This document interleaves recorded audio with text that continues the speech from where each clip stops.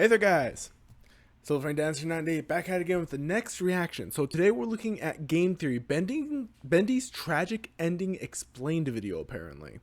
So apparently based on this he analyzed the ending of Bendy and the Ink Machine and then made 2 other videos after this to apparently correct the ending he theorized, and then afterwards apparently he also tried to take a peek at the next one thanks to the teaser trailer that was made about 2 or 3 years ago, somewhere around there. Anyway, for now we're going to look at the first ending video he made, Bendy's tragic ending explained. So let's see how it goes.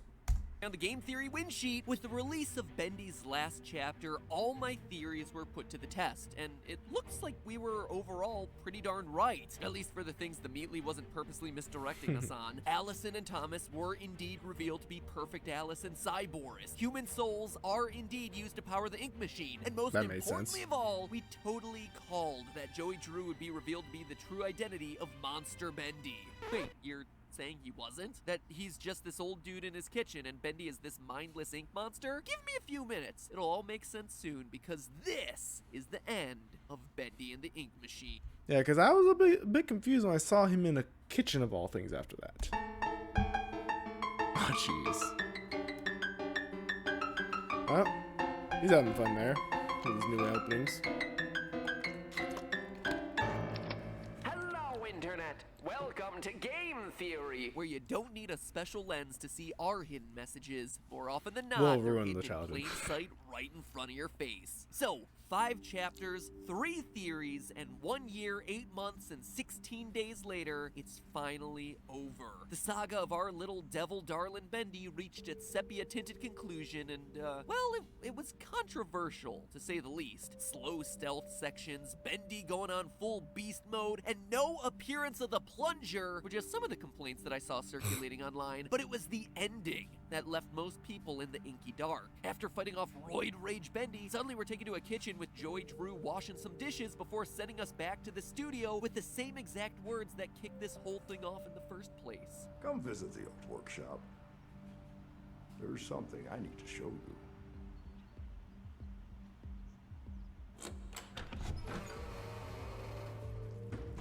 All right, Joey.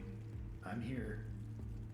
Let's see if we can find what you wanted me to see. Are you kidding me? Every time this game launches a new chapter, I need to play through the whole thing again since it's so unstable I lose my save data. I'm telling you, if I haven't found what you wanted me to see the other 5 times that I've gone through these chapters, this ain't it, Chief. Also, did it bother anyone else to hear Joey say, I need to show you? There's something I need to show you. But then the closed captions say, want to show you? You're rankling my OCD here, game. Anyway, I don't think it's an understatement to say that this was far from the ending the series had been leading us towards, understandably causing frustration to gamers who'd spent the better part of the last 2 years theorizing about this game's mysteries. So today we're gonna dive down to the inky depths and add some color to a finale that most people found a bit sketchy. Let's begin. First things first, it's important to establish that the events in the game never really happened. At least, not literally, like we played through them. Yep, it's one of those, where everything is symbolic, like a dream theory, coma theory, or in this case, a story theory. You see, the game tries to leave it open to interpretation, revealing in the endgame letter that repairman Thomas Connor is a bit miffed that someone stole his invention, the Ink Machine, only to show us a few seconds later, after the credits, that it's in Joey Drew's house. So could it all have been real? Yeah, it could have, but it's not very likely. That's why the entrance to Joey Drew Studios is attached to the kitchen, and why there's this dramatic visual shift when we're entering the real world. The game designers are trying to tell us through aesthetics that the studio isn't reality. This hallway with the 6 posters is very reminiscent of the opening hallway. Yeah, it is. And this room really interesting. is very reminiscent of chapter 1. It is. So this is my desk. My old Wait, desk. oh. I wasted so much time in this chair. Making it even clearer is the fact that in the gameplay, Allison Pendle is transformed into the perfect Alice Angel, and Thomas Connor is Cyborgs. But in real life, 2 are married and living happily together, with their time at Joey Drew Studios a faint memory in the distant past. There is very obviously a set of real-world events and a separate studio world. But making this distinction perfectly clear to us is this final post-credits moment, a little girl asking for yet another story from Uncle Joey. Tell me another one, Uncle Joey. It doesn't get any more direct than that. Another story, i.e. we were just told a story by Uncle Joey. So the 5 chapters of Bendy are just that, a 5-part story. But just because this was a story all along doesn't mean that it's not rooted in fact. Quite the contrary, it's Joey's version of the rise and fall of his studio. The small details in his story are inspired by things in the world around him. For instance, the little miracle safe stations throughout the game were actually just inspired by this TV and radio repair company that we see a flyer for posted on his bulletin board. And if you look really closely in the background during this post-ending bonus scene, on the back shelf there, you'll see a bunch of items that should look pretty darn familiar. A record, a plushie, a wrench, ink, a book, and a gear. All the items that we had to collect in Chapter 1 of the game to activate the ink machine, except now their visual style is more realistic. Real items that he's translated into the fictional animated story world that he's created. As for the bigger plot points in the game, well, that's just Joey's life. Joey clearly created a studio with the help of Henry, who, as we guessed, was indeed the creator of Bendy. Once Henry left the business to spend time with his wife, the studio eventually died, in part due to changing entertainment trends, people simply growing out of the old silent black and white cartoons. But when the tickets stopped selling, when the next big thing came along, only the monsters remained. But also because of a series of bad business decisions by Joey, most notably Bendyland. We know this from all the overdue bills on Joey Drew's bulletin board, as well as blueprints of the failed theme park. It's possible that Joey tried to keep up, evolve the Bendy character, revive him for an older audience, as we see darker, more mature, more gun-happy versions of the characters on the animating table in his house, but clearly nothing has worked, leaving Joey a poor, broken old man. Which leads us to Monster Bendy. Why did I say that Monster Bendy is revealed to be Joey Drew? Well, it's because Bendy in the studio is a symbol of his regrets. Listen to his final dialogue in the kitchen. I thought I knew who I was, but the success starved me. In the end, we followed 2 different roads of our own making. The success starved him, kind of like how Bendy was nothing but teeth and hungry for our soul at that final battle, I guess. You, a lovely family. Me, a crooked empire. And my road burned. I let our creations become my life. The truth is, you were always so good at pushing, old friend. Pushing me to do the right thing. You should have pushed a little harder. It's all a series of regrets. Regret that he didn't start a family, that he let himself become consumed by work and greed, that he lost a friend in Henry. Look at the letters on his bulletin board. Joey is reaching out to employees of the studio decades after they worked together. They've moved on with their lives. They've found love, other jobs, families, but Joey hasn't. He's trapped by the ghosts of his past. All wrapped up in and represented by Bendy. No longer just a cute cartoonish devil, but now a twisted, shambling monster who roams the remains of his failed studio. The sharp-toothed embodiment of his own regrets. That's why Bendy sometimes helps you out throughout the game. Henry and Joey had this complicated relationship. That's also why you have to show Bendy the end to finish him off. To show him, and by proxy Joey, that era of his life is over. It's all a shadow of the past. Only the monsters remained. Shadows of the past. In a lot of ways, Joey Drew rightfully sees himself as the villain of his own story, all represented by Monster Bendy. It's incredibly sad.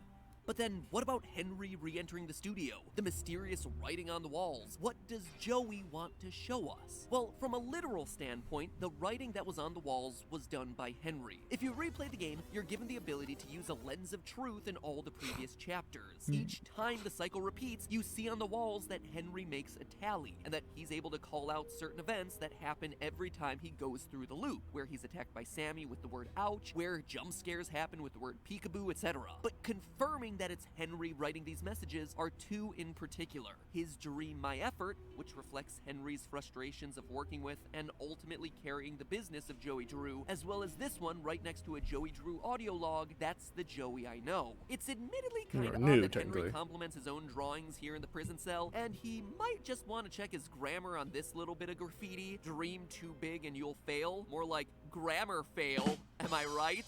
Up top. Okay, don't have to high-five me, it's okay. But it's definitely Henry leaving these messages. It's also why we have flashes of hallucinations throughout the previous chapters. There are events from past iterations of the loop peeking through. But then, why is everything a cycle? What does Joey want Henry to see? Well, it's a story Joey has told himself, and probably those around him dozens of times. He's relived these moments, this twisted history of his failed business countless times. That's the thing about regret. It doesn't go away. It exists in a constant loop of what-ifs and alternate choices. Except, as Henry himself points out, reliving the past does not change it. Joey being a prisoner of his own history is just a spiral of sadness, and no amount of reliving these events is gonna change them. That's why everything in these loops is so predictable. Every single cycle. Like Henry writes, there never was any choice. Making it worse is that, as Joey gets older, those he once worked with start passing away. Going through the game again, we see on the coffins the names of some of the key side characters. Susie Campbell, Grant Cohen, Bertram Piedmont, Lacey Benton, all dead and in their coffins. Sure, in the events of the cartoon studio, they may have been sacrificed to the ink machine, but I suspect what's really going on is that in real life, they're actually dead, passed away from old age or the like, which just makes Joey's situation worse. His past is crumbling away. The only people he ever had any connection with are fading away with time. Joey's alone, and he's dying alone. The only choice available for Joey is to end it, to put a close on Bendy and move on with his life. And it looks like that's finally what he's trying to do, sending out letters to his former employees to reconnect with them, to make sure that they no longer see him as the villain, that they weren't victims of the ink. Not literally like we see in the studio, but figuratively, as he fears his work destroyed and corrupted everyone around him. And they appear to be fine. They've forgiven him, which just leaves one. Henry, his oldest and most important friend, his co-founder, the one who represents everything that Joey's life could have and would have been, the perfect Bendy to Joey's twisted monster of regrets. When he invites Henry to the studio one last time, it's him bearing his soul to us, the ugliness, the regret. It's Joey asking Henry for forgiveness, yes, but it's also Joey asking Henry for permission to forgive himself. And if that post-credit scene is any indication, the permission is given. The cycle is broken. Henry forgives Joey and brings over his daughter to hear some stories from the old studio. Joey has a family at last. Tell me another one, Uncle Joey. But hey, that's just a theory. A game theory. The end. But hey! Jeez. Yeah, honestly, I'm looking forward to seeing what the correction is to this, because that sounds like a pretty solid ending from the game standpoint, honestly.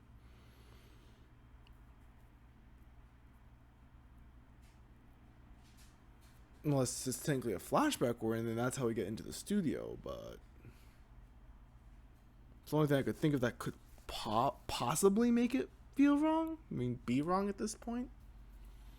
I don't know, we'll have to see what kind of things he finds, because I'm currently drawing a blank of one of the things could have made him think that this was wrong, because that sounds like a pretty solid interpretation of the ending.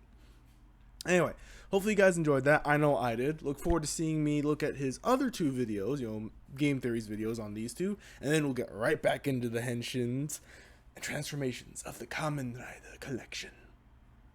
You guys take care. I'll see you around. Bye!